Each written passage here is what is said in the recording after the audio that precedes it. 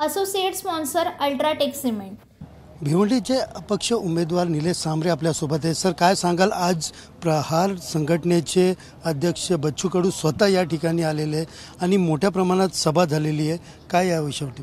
खूप आनंद वाटला का महाराष्ट्रामध्ये राजकारण काहीतरी बदलतं, एका चांगल्या विचाराची माणसं येत आहेत। आता बाजूला आपले बसलेले बळीराजा सेनेचे अध्यक्ष आहेत, महाराष्ट्र कुणबीकरण एकीकरण समितीने पाठिंबा दिला, अनेक छोट्या मोठ्या सर्वच समाजाच्या संघटनांनी पाठिंबा दिलेला आहे।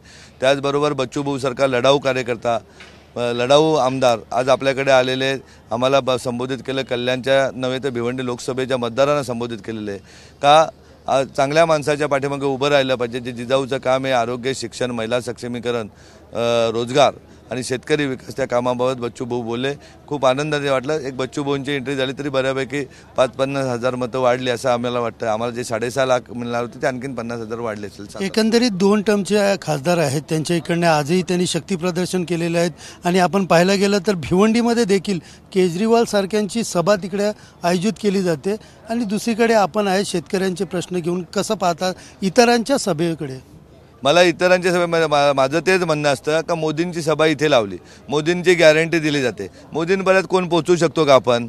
मोदींनी सांगितलं होतं 15 लाख रुपये देतो, 15 लाख रुपये आले का आपल्याला? 2 कोटी नोकऱ्या देतो, आल्या का आपल्याकडे? आणि हा खासदारांनी स्वतःचं कर्तृत्वच काही नसल्यामुळे ते मोदींच्या नावाने मत मागतात, मोदींच्या 400च्या मागे। त्यांच्याकडे मुद्दा काय खासदारांकडे का मी हा काम केलं का हे काम केलं? अगदी आम्ही जाहीरपणे बोलत असतो, 10-10 लाखाची कामंही खासदारांच्या माणसांकडून, तालुका अध्यक्षांकडून 6-6% विकली जातात। त्यांना फक्त पैसे कमावण्या व्यतिरिक्त कधी दिसले नाही। या कल्याणमध्ये गुढीपाडवा आणि दिवाळी पहाट व्यतिरिक्त कधी ते आलेलेच नाहीत। दुसरा उमेदवार आहे बाळ्या मामा, त्याला तर मी पुरस्कार द्यायला लावणार, राष्ट्रीय का सर्वात जास्त पक्ष बदलणारा उमेदवार। त्यांचे अध्यक्ष आहेत शरद पवारजी। शरद पवारजींनी बारामती डेव्हलप केलं किंवा मोदींनी गुजरात डेव्हलप केलं, परंतु या भिवंडी लोकसभेची काय परिस्थिती? लाखो लोकांना रोजगार नाही आहे, बिल्डिंग वाढतात, लोक राहायला येतात मुंबईहून इथे, लोकलचा प्रचंड त्रास आहे, ट्रॅफिक कल्याण स्टेशनची एवढी भयानक आहे। अगदी कर्जत कसारा एकही लोकल न वाढले आणि लाखो लोक प्रत्येक शहरामध्ये दरवर्षी वाढत आहेत। कशा परिस्थितीमध्ये आमचा माणूस जगतो? एकही एज्युकेशन हब नाही, IT पार्क नाही, इतकंच नाही तर मेडिकल कॉलेजही आणलेलं नाही।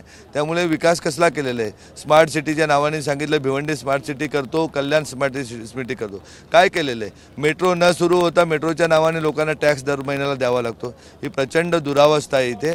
त्यामुळे विजय हा आपलाच होणार आहे, कारण आपण गेले 15 वर्षामध्ये काम केलेले, 8,000 विद्यार्थ्यांना नोकऱ्या दिलेल्या आहेत।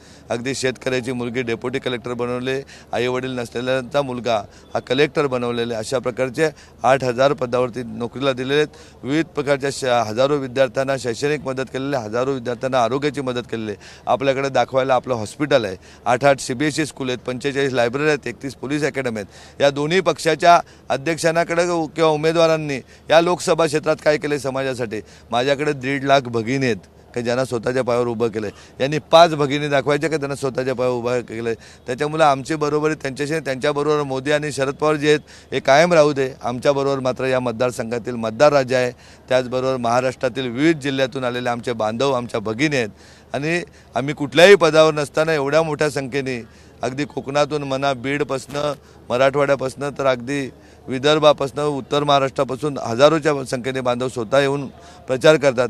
हाच आमच्या विजयाची नांदी आहे। एकंदरीत पाहायला गेलं तर पक्ष म्हटलं की त्याच्यामध्ये इन्कमिंग सुरू असते, पण मात्र आज तुमच्या स्टेजवरती अक्षरशः पक्षातले पदाधिकारी आलेले आहेत, याकडे कसं पाहता? अनेक राष्ट्रवादी काँग्रेस पक्षाचे, आम्ही इतर पक्षाचे घेतलेले नाहीत, राष्ट्रवादी पक्ष तुतारी आणि भारतीय जनता पार्टीचे अनेक पदाधिकारी आलेले आहेत, अगदी नगरसेवकही आलेले आहेत, माजी नगरसेवक आलेले आहेत, विविध पदावर असले जिल्हा परिषदेचे सदस्यही आलेले आहेत। त्यामुळे ज्यांना दिसतंय की इथे काहीतरी काम होण्यासारखं आहे। निव्वळ पक्ष म्हणजे निवडणुकीपुरती पक्ष असतात, निवडणूक झाली का नेते जातात निवडून, निवडणूक आले का त्या नेत्यांच्या पैशाने आम्ही निवडून आलो, आमचा मतदाराशी काही संबंध नाही। याला चपराक आहे।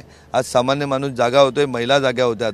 या देशातली पहिली निवडणूक आहे का हजारोच्या संख्येने माय माऊल्या रस्त्यावर प्रचारासाठी उतरलेले आहेत, वडीलधारी मंडळी उतरलेले आहेत। हजारोच्या संख्येने महाराष्ट्रातील विविध जिल्ह्यातील लोक कुठल्याही प्रकारची अभिलाषा न ठेवता स्वतःच्या खिशाने येऊन राहतात, जेवण करतात आणि प्रचार करतात। अगदी बघायला गेलं तर बाजूला बसले सुरेश भाईजे सर आहेत, आमचे 65-70 वर्षाचे आहेत, 4-4 मजल्याच्या 20-20-30-30 बिल्डिंग चालतात। आमच्या भगिनी आहेत, कुठे गेल्या त्या?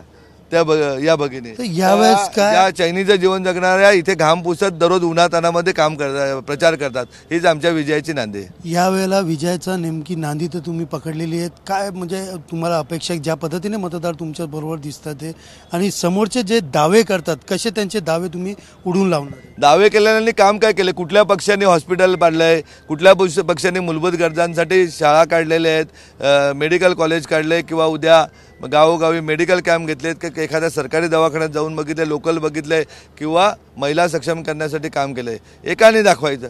आणि आम्ही जनतेशी आमचं नातं निगडीत आहे. तुम्ही खेड्यापाड्यात जा किंवा शहरात जा, प्रत्येक ठिकाणी आमचे लाभार्थी आहेत, म्हणजे आमचे समाज बांधव आहेत. आम्ही हे नाही सांगत मी या समाजाचा आहे म्हणून माझा आहे, या धर्माचा आहे. हा संपूर्ण समाज 21 लाख मतदार आहेत, हाच माझा समाज आहे. किंवा महाराष्ट्रातील आता कार्यक्षेत्र वाढलं माझं, एवढे हजारोच्या संख्येने बांधव आल्यामुळे हा महाराष्ट्र हे माझे कार्यक्षेत्र आहे. हे सगळे समाज बांधव आहेत. अगदी परप्रांतीय बांधवही आपल्याच भाग आहेत.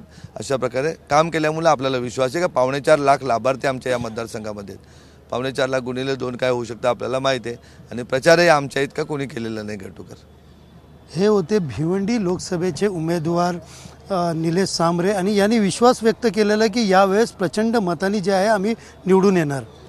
कॅमेरा पर्सन अमित सह Sunil Jadhav, TV9 Marathi, Kalyan. Associate sponsor UltraTech cement.